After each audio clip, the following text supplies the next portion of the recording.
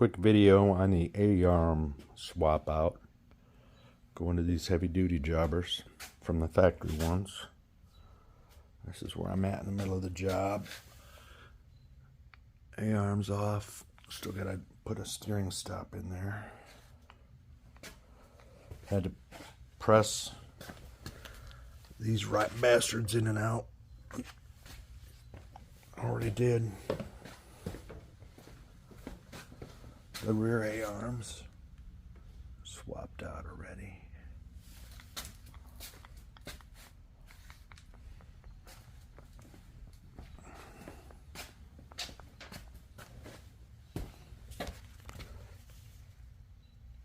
Not for the faint of heart.